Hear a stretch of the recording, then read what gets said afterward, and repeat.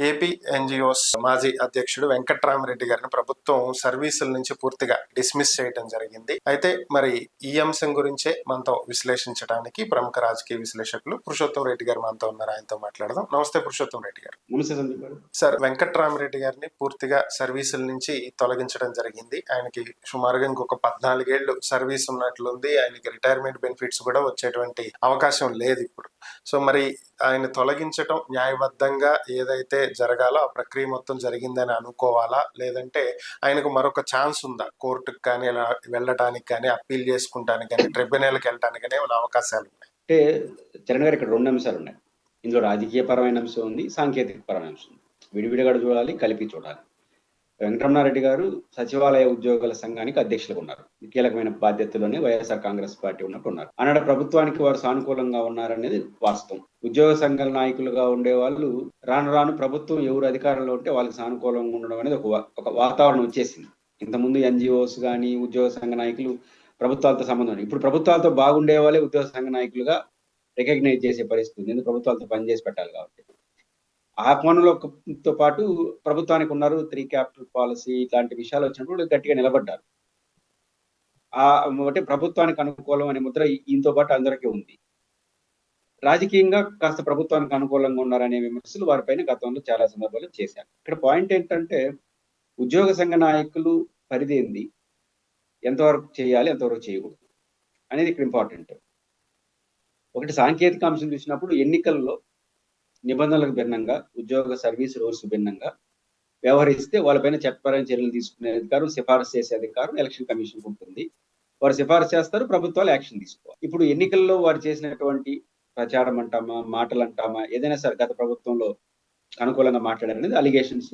Suspend లో ఉన్నారు, ఇప్పుడు రిమూవ్ చేశారు. అయితే ఇప్పుడు వారు చేసినటువంటి దానిపైన ఎలక్షన్ కమిషన్ సంబంధిత ఆ రోజున ఎలక్టరల్ ఆఫీసర్ తో రివ్యూ తెచ్చుకుంటారు. తేలిందని ప్రభుత్వం కాకుండా ఎలక్షన్ కమిషన్ తో చేయించుంటే బాగుండేది. ఇప్పుడు మాకు పూర్తిగా suspend removed from the service లో ఆన్ రికార్డ్ గా ఏమి ఇస్తారో మనకు తెలియదు. రిమూవ్ సర్వీస్ అనేది వార్త వచ్చింది. ఇది నిబంధనలకు భిన్నంగానే వెంకటరమణారెడ్డి గారు మాట్లాడుతున్నారు.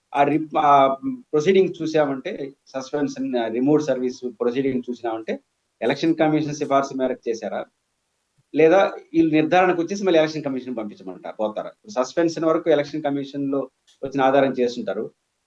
సస్పెన్స్ తో పాటు రిమూవ్ చేయాల్సినంత నేరం అక్కడ జరిగింది అని ఆధారాలు దొరుకుంటే చేసేసి ఎలక్షన్ కమిషన్ సిఫార్సు మేము చేసేసామని చెప్పి పంపిస్తారు అనేది ఏది ముందు ఏది వెనక అనేది ఇప్పుడు పంచాయతీ. ఏదైనప్పటికీ కూడా ఆ ప్రొసీడింగ్ చూస్తే కానీ అర్థం కాదు. ఇది సాంకేతిక పరమైన అంశం. ఖచ్చితంగా రాజకీయ అంశం దీంట్లో ఉంది. సాంకేతికంగా వారు తప్పు చేశారా లేదా అన్నది డిపార్ట్మెంటల్ ప్రాసెస్. దాంట్లో మనం తప్పు చేసుంటే పనిష్మెంట్ తప్పదు టెక్నికల్ గా. ఇక్కడ ప్రభుత్వం రాజకీయం లేదా? 100% రాజకీయం. మన గతంలో ఉద్యోగ సంఘ నాయకులు ఇట్లాంటి మాటలు మాట్లాడలేదా? ఇప్పుడు ఆ ప్రభుత్వం, ఇప్పుడు అధికారంలో ఉన్న ప్రభుత్వాన్ని పొగుడుతూ ఉద్యోగ సంఘ నాయకులు మాట్లాడలేదా? అంటే మాట్లాడితే దాని అర్థం గతంలో ఉన్న వాళ్ళు విమర్శించినట్టు కాదా? ప్రభుత్వానికి అనుకూలంగా మాట్లాడితే ప్రత్యర్థులు విమర్శించినట్టు కాదా? కాబట్టి రాజకీయ ప్రకటనలు, రాజకీయ అంశాలు చాలా సందర్భాల్లో చేస్తున్నారు. గతంలో అశోక్ బాబు గారు కూడా ఎన్జిఓ అధ్యక్షుడిగా రాష్ట్ర ప్రయోజనాల పేరుతో కేంద్ర ప్రభుత్వానికి ప్రత్యేక హోదా లాంటి విషయాల్లో చేశారు. ఇంకా సమైక్యాంధ్ర అయితే డైరెక్ట్ గా ఐఏఎస్ ఆఫీసులో అందరూ దిగినారు. సమైక్యాంధ్ర ఉద్యమంలో అయితే ఐఏఎస్ తప్ప అందరూ దిగేసినారు పోరాటంలో. కిరణ్ కుమార్ రెడ్డి గారు ముఖ్యమంత్రిగా ఉన్నప్పుడు చేశారు.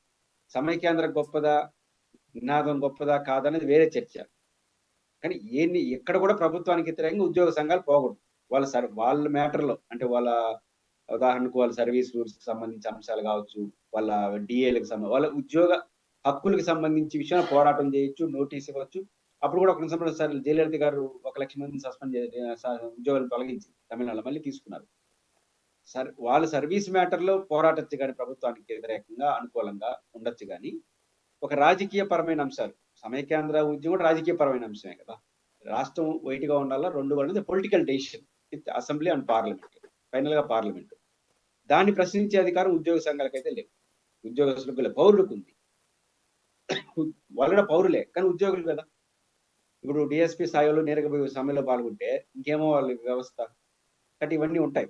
కాబట్టి ప్రభుత్వం తమకు రాజకీయంగా అనుకూలంగా ఉన్న పద్ధతిలో ఉద్యోగ సంఘ నాయకులు ఏం చేసినా స్వాగతిస్తారు. తమకు అనుకూలంగా లేకుండా వ్యతిరేకంగా ఉన్నప్పుడు వాళ్ళు ఏ తప్పు ఒప్పుతో సంబంధం లేకుండా యాక్షన్ తీసుకుంటారు. అప్పుడు రూల్స్ అన్నీ గుర్తుకొస్తాయి. మనకు అనుకూలంగా ఉన్నప్పుడు రూల్స్ గుర్తురావు. ఇది ఏ ప్రభుత్వమైనా చేసే పని. వీళ్ళు కూడా అదే చేశారు. వెంకటరమణారెడ్డి గారు కొంచెం స్ట్రాంగ్‌గా ఆ ప్రభుత్వంతో ఉన్నాడు అన్న భావన ఉంది అందరిలో. ఉంది కాబట్టి ఆటోమేటిక్‌గా ఏంటి, ఎన్నికల్లో ఎక్కడో ఒక చోట ప్రచారంలో ఉండడం, ప్రచారంలో ఉన్నారా? లేకపోతే మాట్లాడారా? ఏదైనా సమయంలో దాని ఆధారంగా చర్యలు తీసుకునే అవకాశం వాళ్ళకి దొరికింది. అది సస్పెండా, రిమూవ్‌డా అన్నది ఇంకా లీగల్‌గా వెంకటరమణారెడ్డి గారు ఎంత మేరకు ప్రొసీడ్ అవుతారో చూడాలి. ఏదైనప్పుడు కూడా వాళ్ళు యాక్షన్ తీసుకునే అవకాశం కల్పించబడింది. రాజకీయంగా కోపం ఉన్నది కాబట్టి కొంచెం ఎక్కువ మూవ్ అయ్యాను. రాజకీయ కారణం మస్ట్ అండ్ షుడ్ ఉంది. రాజకీయ కారణం లేదు, కేవలం నిబంధనలు చూసినప్పుడు చాలా మంది చేయాల్సి వస్తుంది. చాలా మంది ఓకే. చేయాలి కాబట్టి ఈయన్ని ఆపేయండి అని నేనేమనను. కానీ అందరి పట్ల ఒకే రకంగా ఉండరు రాజకీయ ప్రభుత్వాలు. తమకు నచ్చినట్టు ఉద్యోగ సంఘ నాయకులు ఉంటే వాళ్ళు తప్పు చేసినా అది దేశం కోసం చేసినట్టు లెక్క. సమాజం కోసం చేసినట్టు లెక్క. వ్యతిరేకంగా చేస్తే నిబంధనలకు వ్యతిరేకించినట్టు లెక్క. ఇది ప్రభుత్వాలు చూసే వెర్షన్. ఇది జనరల్‌గా ఉంది. వెంకటరమణారెడ్డి గారి వరకు టెక్నికల్‌గా ఏంటి అనేది చూడాలి. బట్ నేను అనుకుంటుంది రిమూవ్డ్ ఫ్రమ్ ద సర్వీస్ అంత తీవ్రత ఉందా ఆ కేసులో, ఆధారాల్లో అనేది ఇప్పుడు అనుమానం తీస్తుంది. వాళ్ళు లీగల్‌గా ప్రొసీడ్ అయితే ఏమన్నా కోర్టు స్టే ఇస్తుందా? అంటే ఉద్యోగస్తుల్ని సస్పెండ్ చేయడం, రిమూవ్ చేయడం అంత సులభం కాదు. కానీ అసలు ముందే 2 ఏళ్ల క్రితం సస్పెండ్ చేస్తున్నారు కాబట్టి మళ్ళీ ఇంకా ఫర్దర్ విచారణలో ఏం తేలాయో చూడాల్సిన అవసరం ఉంది.